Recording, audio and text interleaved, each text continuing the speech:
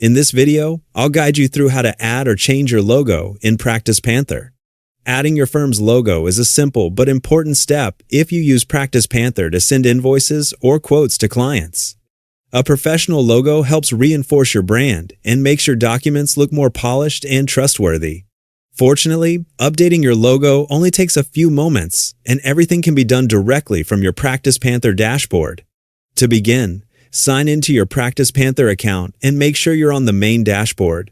This is the default home screen you'll see after logging in, and it's where you'll start the process. From the dashboard, look to the top right corner of the screen and click on your account name. A drop-down menu will appear with several options.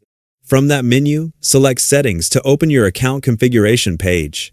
Once you're in the Settings area, you'll notice a navigation menu along the left side of the screen. Browse through the available options until you find Firm Logo, then click on it to open the Logo Settings page. After the page opens, scroll down until you reach the Logo section. If you haven't uploaded a logo before, this area may appear blank. To add a new logo or replace an existing one, click the Upload Picture button.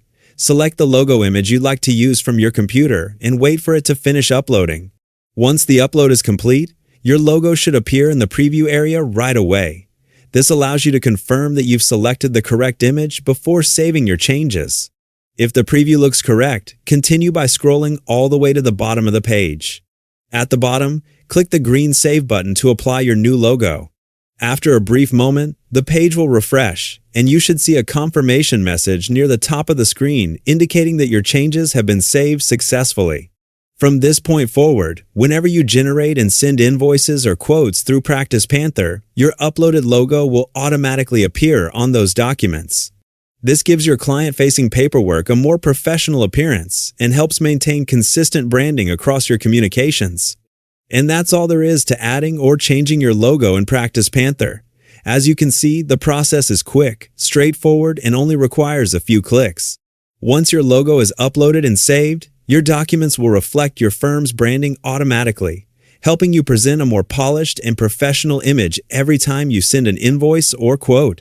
Thanks for watching, and I'll see you in the next tutorial.